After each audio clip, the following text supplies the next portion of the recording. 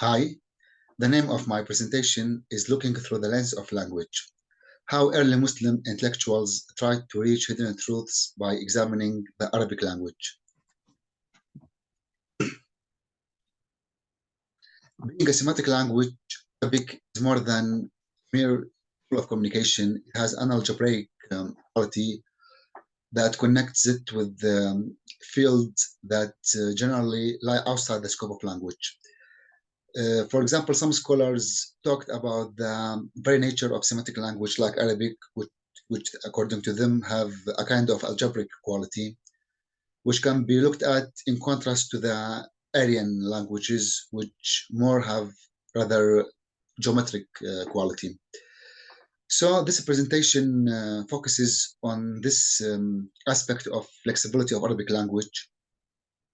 It is a kind of historical look into different approaches made by leading Muslim intellectuals to reach the hidden absolute truth by the means of letters or through letters.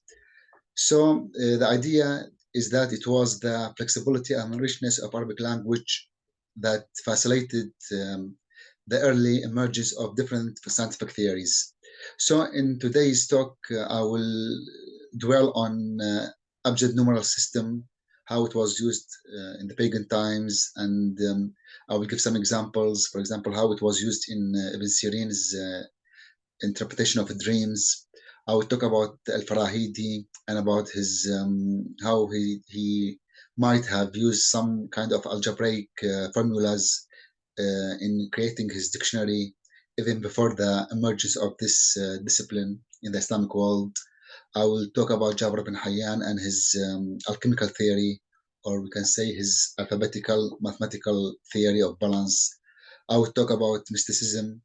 I will discuss Al-Muhasibi's idea of the creation of the Arabic alphabet.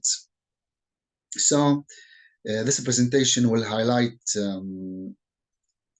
such unique and colorful understandings of language.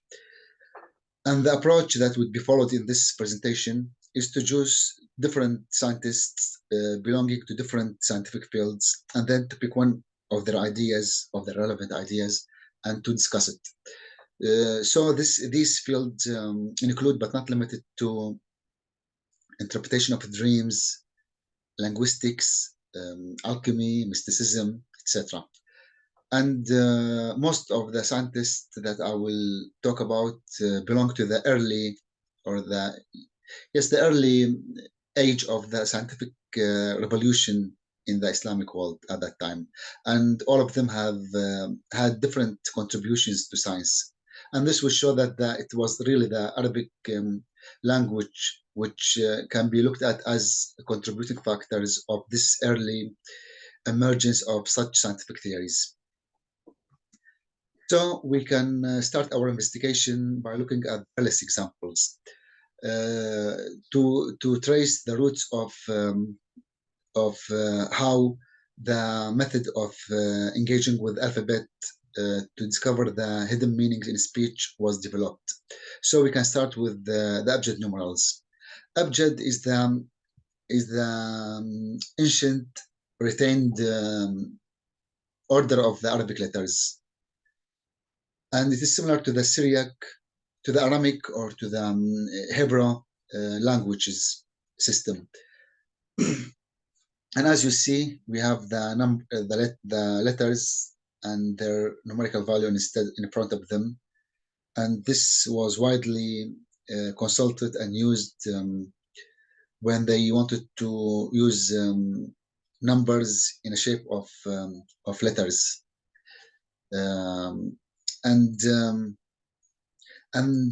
This was used before Islam, from the pagan times, but after the advent of Islam, other system was used or was invented.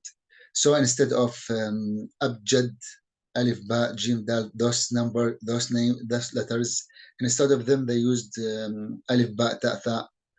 So they changed the order because they wanted to make it easier for the non-Arabs to learn those letters. So they put them based on their shapes. Still, for interpretive purposes, or for this kind of stuff, for putting numbers within speech or finding those numbers within a speech, they often used or consulted the Abjad numeral system. According to Professor Sīrīn, it is still unclear, historically unclear, whether Arabs created numbers based on the Greek style by themselves, or whether they followed the Syriac or the Hebrew languages that had the same system. So it is not clear.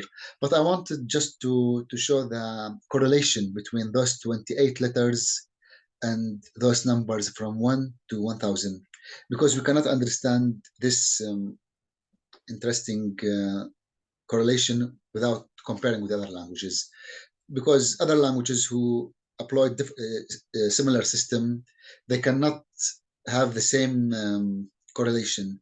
For example, in Greek, which has less than 28 letters, when they wanted to apply this system, the alphabet must be extended, and they do this in general by using some kind of old or obsolete letter, like degma, if I was not mistaken. So they use other letters to have the same numbers arriving to 1000. But in Arabic, you don't have to do anything, because this correspondence is clear as looking at the letters as they are. And this is also interesting. However, besides using those letters as equivalent to numbers, with the advent of Islam, people started to use this encoding system in their poetry. For example, a poet wanted to hide some number within his poetry. He would use a specific literary phrase, such as tarikh, date. So the listener or the reader would understand that the letters following this term can be turned into numbers to reach some kind of date or number, mostly about the date of some important occasions. So this was also interesting. But this system was used to find the hidden meaning in the Quran, in the Hadith, in the dreams, in names, in different areas. But I wanted to look at this interesting example, how to use this system. For example, here we have the name of Allah, and the numerical value of this name is 66, while the names of Adam and Eve, on the other hand, with their numerical values put together, also make 66. So the scholar who made this wanted to refer to the hadith that God created Adam in his own image. So he wanted to say that this hadith correct mathematically and arithmetically, and of course he has some mystical purposes for showing this analogy, because as you know, according to the Abrahamic beliefs, Eve was created from Adam, so this makes this analogy more understandable. And the impact of this system on the Islamic civilization can also be seen in the two most important symbols for the Ottomans, and as well as for the modern Turkish people, which are the symbol of crescent, hilal, and the symbol of tulip flowers, lale. So both those two names, lale and hilal, crescent moon and tulip, have the exact same letters of the name of God, but of course with different arrangement. But they both have the same numerical value, and this make us think about the Ottomans when they looked at the crescent moon or at the tulip flowers. They were somehow contemplating God's beautiful creation, and I think this is also interesting. However, we can look at some example from Ibn Sīrīn. Ibn Sīrīn is a very famous and well-known intellectual in the Islamic world. He is famous for his interpretation of dreams. Ibn Sīrīn was the first intellectual in the Islamic world to make a kind of systematic study of dreams and by looking at the content of dreams based on the cultural and religious background of the dreamer. And he made a great contribution in this sense. One day, a woman came to Ibn Sīrīn, and she said that she had dreamed that as-nur is used as equivalent to a cat. In Arabic, we use qitta or hirra, but at that time, sometimes they use sinur to refer to the cat. So she said that she dreamt that a cat had introduced its head into her husband's stomach, taken something out of it, and eaten it. Ibn Sīrīn foretold that a thief would enter into her husband's shop that night and would steal 316 dirhams from his safe. When they later checked the safe, they discovered that what Ibn Sīrīn foretold actually happened.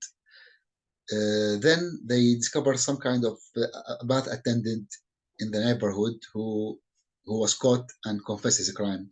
So when they returned to Ibn Sīrīn and they asked him how he was able to discover all these details, he said that in that cat in his paradigm, when seen in a dream, often represented a thief, and the husband's stomach represented his safe, and the money stolen from it represented the money. As for defining the exact amount of money, Ibn Sīrīn said that he took it from the numerical value of the name of Sinur, which is 316. So based on this system. This is interesting because Ibn Sīrīn, when he tried to analyze dream, he changed the contents of a dream into symbols to make allegorical interpretation of these symbols. But when he came across a term or a thing which has extra meaning, or which sometimes is not related to the other symbols of the dream, he changed it into a number based on the Abjad numerals to get more and deeper details of the meaning of the dream. So in this dream, the woman told him that she saw Sinur. She mentioned specifically this name. So at first he took the name, the meaning of this on its face value, which means a cat. But then after changing all the symbols, all the content of a dream into symbols, he looked at the word and he changed it into numbers. So in short, numbers within letters are so dominant in Ibn Sīrīn's paradigm, and this is important. And I would say that Ibn Sīrīn employed a very important characteristic of Arabic language, which is the idea of rasm of the word, or the bare shape of the word. So in Arabic, we can use, for example, a word without voweling marks, that it would refer to different meanings, sometimes not related meanings. But sometimes we use voweling marks, but without voweling marks, it's also possible. And that gave him possibility to go in more details. And as far as I know, based on my humble knowledge, this characteristic of the rasm or bare shape of the word can only be found in Arabic. And this is also relevant and important because, as you see, Ibn Sīrīn lived in this age, so long time before the translation movement started, and even before the scientific revolution officially flourished. So his ideas and his system was so influential and inspiring in this kind of literature and mysticism and dreams interpretation. And even though some scholars said that he wrote the book, but it was updated by other authors, like this story, because it mentioned that Ibn Sīrīn said this. Still, it is relevant to this topic. Another field that is relevant is linguistics. Al-Farāhīdī is very important intellectual in the Islamic world. He wrote Kitab al-Ayn, the first dictionary in the world. And he is well known in the Islamic world for his discovery of the hidden pattern of pre-Islamic poems. And he had important theories in the science of musicology. And he also wrote arithmetical books, but unfortunately they were lost. So this is also important. In this dictionary, Kitab al-Ain, Al-Farāhīdī asserted that the roots of all Arabic words can be subsumed into 4 categories: 2-lettered words, 3-lettered words, 4-lettered words, and 5-lettered words. So we have 4 groups of letters. In other book, he even gave the strict numbers of those of each of the group. But this book was lost, but we have some quotations survived of that book. So the first group or the first category has this number of letters, this number of words, while the second group has this number of words. And the same thing can be said about the third and the last group. So all of them added together, they make this number of possible words in Arabic. So according to Rushd Rashid, the most important authority on this topic, Al-Farāhīdī must have used some kind of algebraic formulas in discovering those exact numbers, because those numbers cannot be reached by normal calculation. So Rushd Rashid gave different possibilities about how Al-Farāhīdī have arrived to these numbers. One of them is something like this formula. So in order just to simplify the possibility or the idea, so we can put instead of n, the number of Arabic alphabet, 28, and here we can apply it on the last category. So 5-lettered words, and we put 5 here. So when this calculated, we will have these numbers multiplied, and then it will give us this number for the last group. And you can apply it on the other group. For example, if you apply it on the first group, you can just put 2 instead of 5. And this is also interesting. For modern, in today's world, this seems like a commonplace or an easy thing to know. But at that time, it will take like 100 years before Al-Khwarizmi would put the foundation of algebra, and he will introduce the 0 and the Indian numbers and the other apparatus of algebra. So it was a real outstanding achievement of mathematics at the time. And of course, I just want to explain this, that these numbers didn't mean this whole number of Arabic words didn't mean that all these words enter to the language. But what Al-Farāhīdī did is that while discovering the possible language or the patterns of possible languages, he was able to extract the real language by using these rules. So after that, he put the words that we still use in their logical order in his dictionary. And this is also very interesting and important. So we are not sure yet if Al-Farāhīdī has used this specific formula or other formula, or maybe he borrowed this formula from other scientists.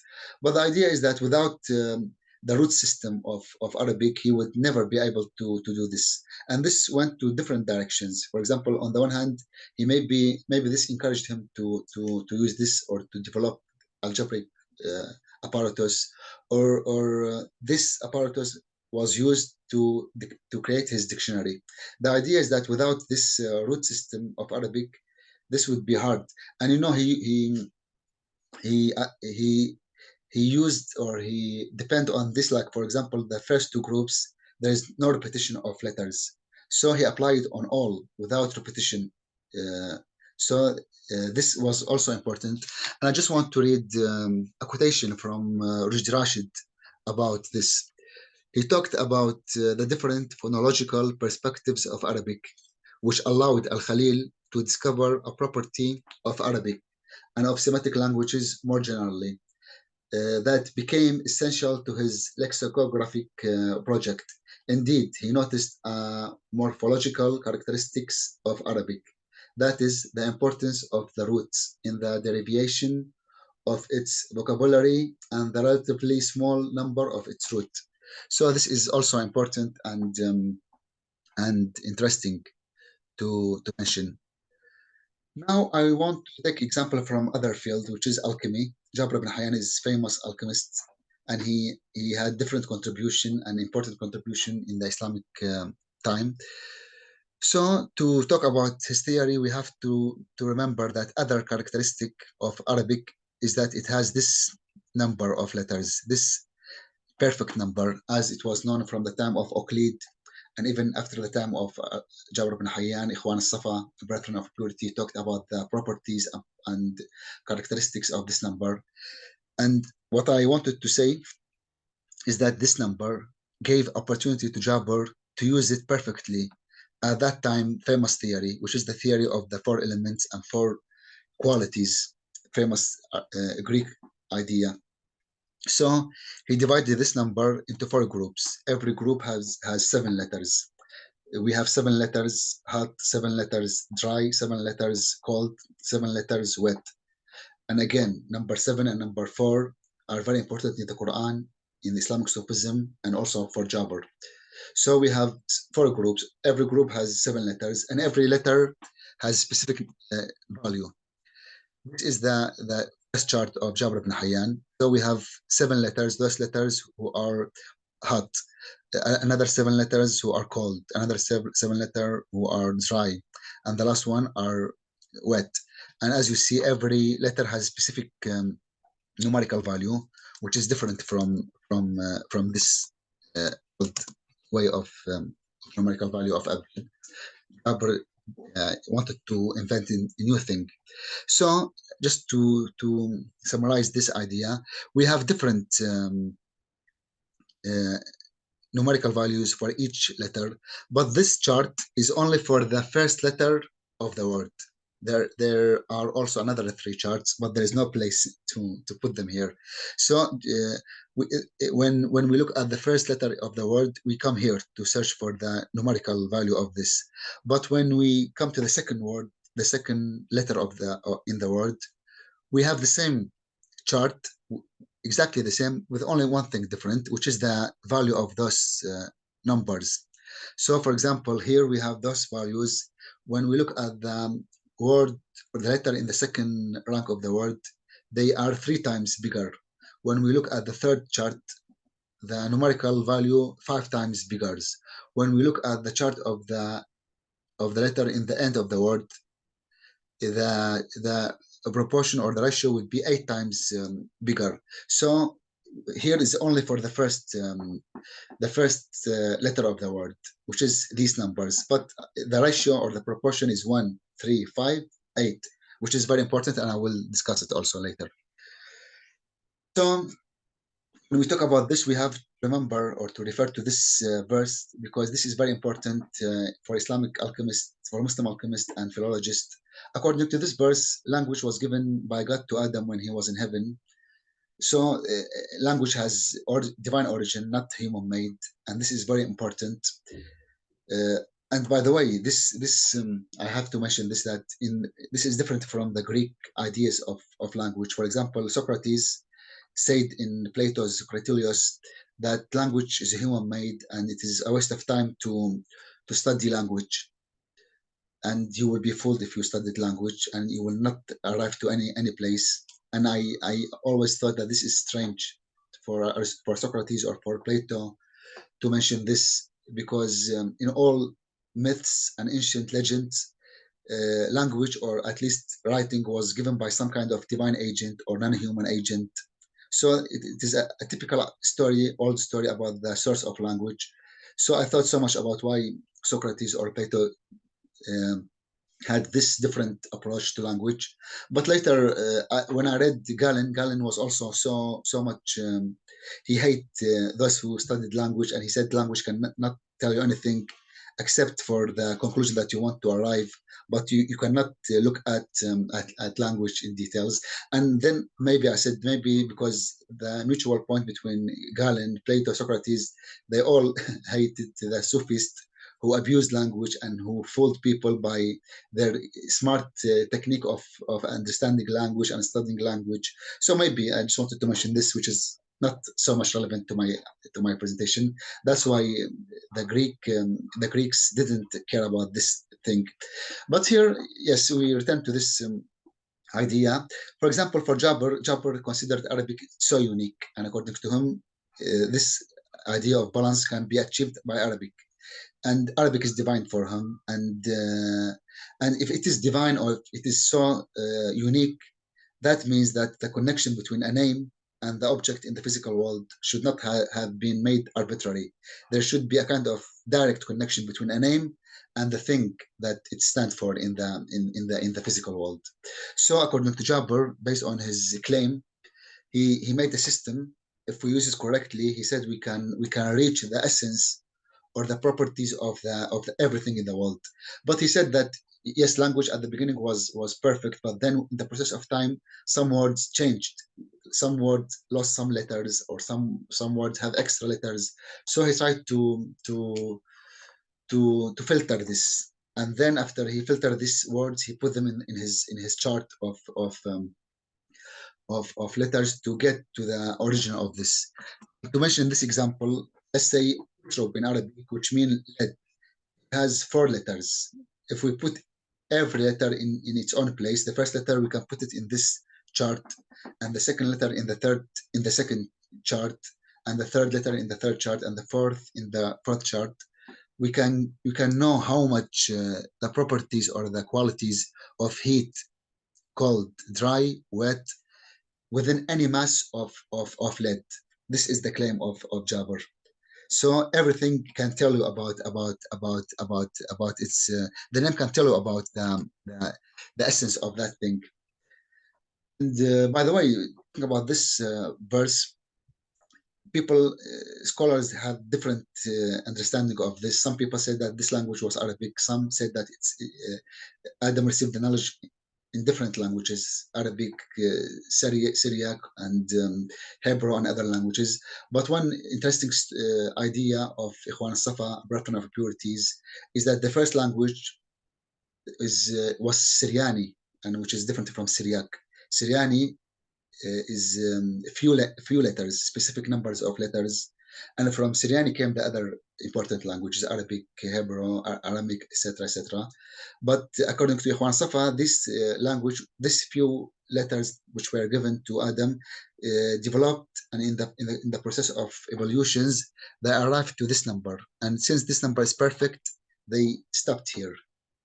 So we have also this theory.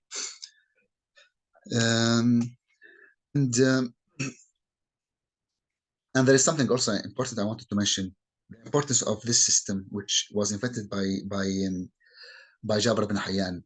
Later, for example, Ibn Arabi, who lived in the 13th century, he often used this system. And I want to give some example of Ibn Arabi, which is I find very interesting. In Arabi, talk about this word, for example, yaqeen, certainty, a very important term in the Quran and Islamic Sufism, and especially for Ibn Arabi. And Ibn Arabi has a book called Kitab al-Yaqeen, Book of Certainty.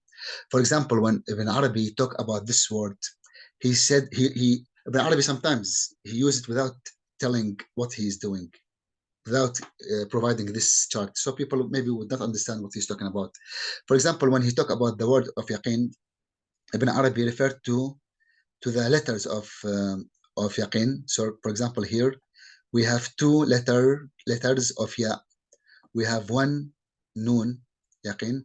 So 3 letters of the word yaqeen are connected with cold, with water, while 1 of them, qaf, is connected with dry. And Ibn Arabi said that this is the meaning of the Prophet's saying, or the Prophet story, that when he received certainty, divine certainty or revelations, he felt coldness in his chest.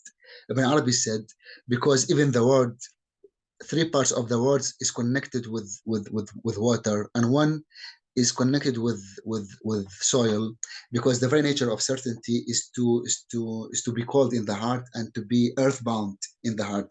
And this is also a very interesting and very beautiful thing.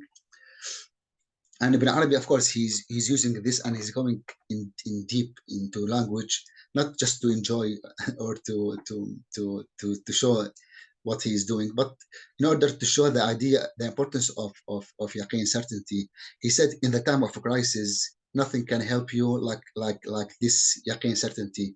And this certainty for Ibn Arabi is like, sometimes you have some kind of mystical moment that you cannot even express between you or between God or between, nobody can, this kind of knowledge cannot be transferred. According to Ibn Arabi, this only can help you in the time of a crisis when, for example, out of sudden you lose everything or you lose many dear people or important stuff. I went so much far away from the main topic, but this shows the importance of this system, which continue to be used. However, this idea of balance of Jābir, by the way, I talk about the balance of letters, but he applied on everything, on all creation. His idea of balance was taken from this magic square. And as you know, this magic square was found in different civilizations, even before Islam. So when the basic numbers put in this order or in this arrangement, it will have some kind of interesting similar value. So whenever you add them up, every three numbers will give the same value, 15, whether vertically, horizontally, or even like this. They always give the same value, 15. And this is special for Jābir. For Jābir, as I said, this is the main source of all the element or the creation in the world. So here, those 5 numbers represent, when you add them up, they make 28, which is the number of Arabic letters. So on the one hand, 5 numbers here, the number of Arabic letters, which according to him was not coincidence, while the other 4 numbers represent the heart or the essence of Jābir's theory. And in order just to show this or to explain this, those number 1, 3, 5, 8, they represent the proportion or the ratio that can find in all the creation, the quality within everything. So, for example, to explain this, let's say letter Shin. When we look at letter Shin, its numerical value is 1 danaq. When it comes in the first rank of the word, 1 danaq. When it comes in the second rank of the word, it will make 3 danaqs. When it comes in the third letters rank of the word, it will make 5 danaqs. When it comes at the end, it will make 8 danaqs. This proportion or this ratio can be found in all creation, whether numerical, chemical, and everything. He believed like this. In short, to summarize Jābir's theory, what is written referred to what is spoken, and what is spoken referred to what is in the mind, and what is in the mind referred to what is in the real object or in the physical world. So the connection is direct, and this is so important. And also, in order to explain this, we can remember that the Arabic word of Hakim, the wise man, is a person who put all his action, his every behavior, his every speech in its own place. That's why his speech become divine. So we can understand this on the opposite, on the other way around, to understand what he's talking about here. He means that everything was created based on precise divine proportion, and he thought he discovered this proportion, and he wanted to show this to his readers. And also this is important, and this shows that there is a kind of perfection in everything we see in the world. And he gave many examples from the Quran. For example, in one part of the Quran, God even talked about a fly or a gnat. And Jābir said, look, because everything should be put in the balance. Everything, no matter how we think is tiny, is important. And also in the Quran, God said that the revelation came with balance, mizan, with the truth and with the balance. So he used this religious ideas and he developed them. And I think this is very interesting and very important, and it has a great impact on different thinkers. Finally, I want to take some example from mysticism. So in the Quran, after the opening chapter, we have at the beginning of Surah Al-Baqarah, those 3 letters, which are called huruf al-muqatta'at, or mysterious letters or disjoint letters. Those are combinations of 1 to 5 letters that appeared at the beginning of some chapters in the Quran after the word Bismillah, by the name of God. So scholars had different understanding of those حروف المقطعات, especially according to the famous scholar Anna Maria Schmel. She said especially those which appear at the beginning of Surah Al-Baqarah, they are very important and they inspired many Sufis to give different interpretation to them. Some people looked at their shapes, some people looked at their numerical values, some people even read them as a kind of one word and not separated letters, which if we read them as not like alif lam mim as one word, they refer to alam, pain, which is a very important aspect for Muslim Sufis. But this is just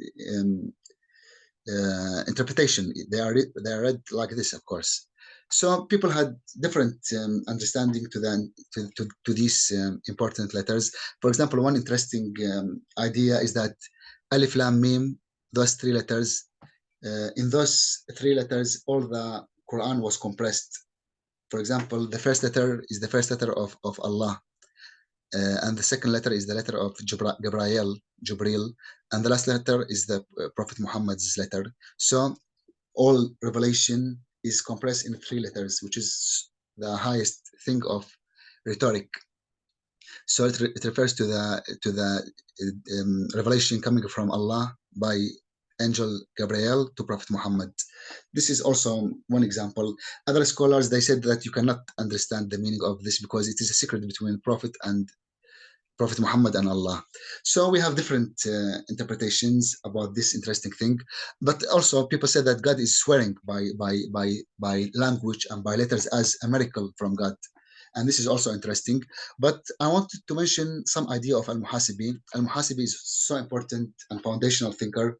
He is the founder of Baghdad School of Islamic Sufism or Islamic philosophy. And he is the first one to write a book about imaginary travel to heaven and to hell, which later inspired Abu Ala al-Ma'arri to write his relevant book. Later, Ibn Arabi wrote in this field, and later it inspired Dante to write his Divine Comedy. So he's so important and foundational thinker, and especially in Sufism. So Al-Muhasibi said that when God created letters, the Arabic letters, they had the same shape of alif, but then they were ordered to worship God, and their shape started to change. And this idea is interesting, and to understand it, we have to look at the Arabic letters like we use them today with dots. Of course, the dots were added in the Islamic age, but before Islam, they were something like this. Not exactly. Their shape was somehow more primitive, but we don't have them on the keyboard. But they were like this. So when Al-Muhasibi talked about his idea, he imagined them like this. First, alif came from God, and all other letters emerged from alif. So they have the same shape. But when God ordered them to worship, they changed their shapes. So, for example, we have like ba fell down, bowing, other prostrating, other sitting. So every letter changed its shape based on its way of worshiping God. But alif, since it is the first letter and it is the first letter of God, and it has some many divine aspects and qualities, remain standing like this. And it also refers to the first movement of Muslim prayer when standing.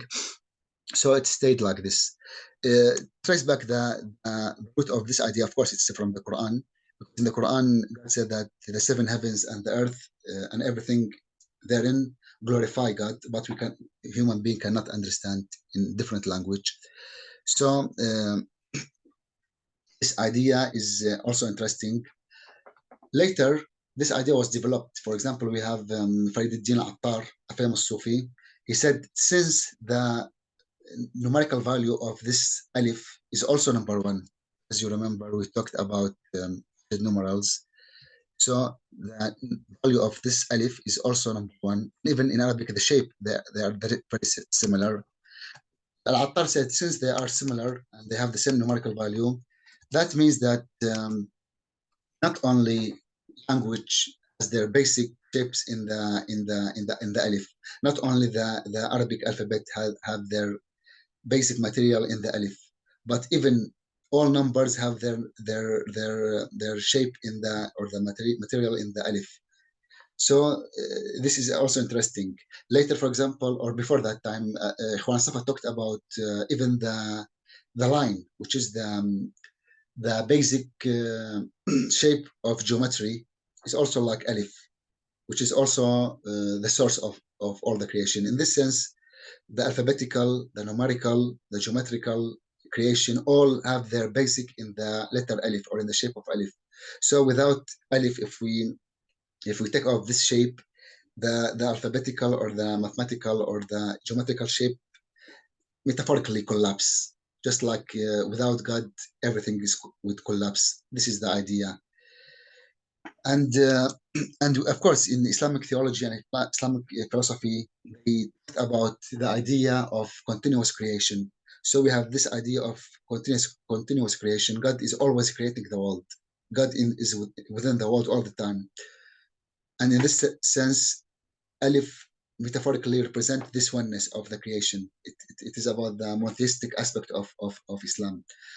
And this idea was invented by Ash'ari's philosophers, which replaced the old Greek idea of the eternity of the world. The Greeks believed that the world is eternal because they thought if you say that the world was created in a specific time, this would make contradiction in the philosopher's mind, because why you would say why God created this world in this specific moment, not before, not after.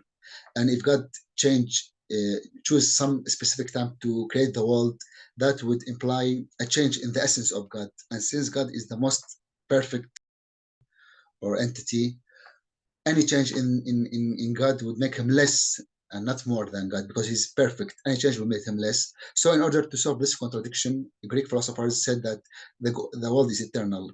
But for Muslims, philosophers and intellectuals, this contradicts the Quran, because the Quran said clearly that the world was created by God. And also to say that the world is eternal, which also touched the monotheistic aspect of Islam, that God is alone. And to say that there is eternal world eternally there, that would mean that God have shared his existence with other beings. This is the idea. So they replaced this idea by the continuous creation. God is always creating the world and always sustaining the world. Without God intervention, everything fall down. So again, this verse was used by many Sufis, and it is relevant to the analogy of Alif being like fingerprint or the physical proof of God's oneness and his fingerprint in the creation, something like this. Without God always being in this world, everything stopped. The same thing without Alif. And Ikhwan Safa said that if you take off all numbers, number one or this shape will stay. But if you do the opposite, if you take this shape, all the numbers would disappear. So they said that number one is not a number, it is only a tool. In this sense, we can understand this metaphorical understanding of Alif is like a material of everything. And it is shows how the multiplicity came from the oneness of God. And Ibn Arabi and Al-Jili talked about, for example, to this verse, whenever you turn, there is the face of God. Metaphorical understanding of this verse, the God's fingerprint or the signs of his existence can be found in different worlds, in the alphabetical, in the mathematical, in the geometrical, etc., etc. So this was also relevant and important, and I wanted to mention this. And by the way, before finishing, I choose like different scientists from different disciplines, from like interpretation of dreams, linguistics, alchemy, mysticism, but you can find similar pattern in different fields. For example, if we talk about philology, a famous scholar, Ibn Jinni, he tried to look at language from different corner or from different perspectives. He studied the letters. For example, he discovered that every 3 letters sometimes they have of course different meanings when you put them in different arrangement, and you have many possibilities, but some letters have the same general meaning. For example, malak mean to own. Those 3 letters, mim, la, lam, kaf. Malak mean to own, but in other arrangement they mean lakam. to punch, or Kalum to wound, or Malik, king. So when you put them in different arrangement, those three letters, they have different meanings, but they all cover one shared meaning, which is a kind of aggressiveness or power. So this, according to Ibn Jinni, implies a divine origin of the language. They were not arbitrarily made. There is a direct connection between them. And he made this kind of theological approach. And other, for example, other scholars, they said, for example, any Arabic word, ancient Arabic word, start with letter kaf. It has a sense of confinement. For example, kaf, the palm of the hand. There's a kind of confinement. Cave, kahf, cave, a sense of confinement.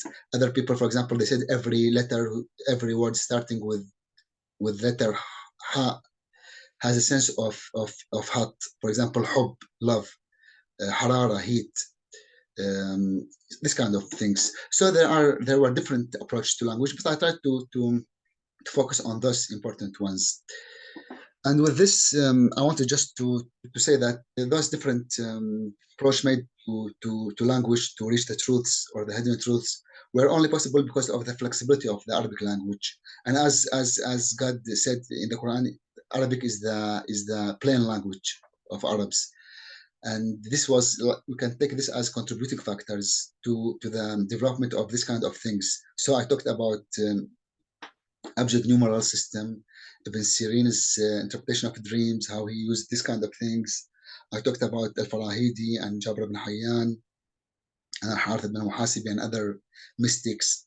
So this it can be concluded now that the structure as well as the cultural and religious importance of the Arabic language played a significant role in the development of these various branches of knowledge at that time in the Arabic world. And I hope I didn't forget any important thing.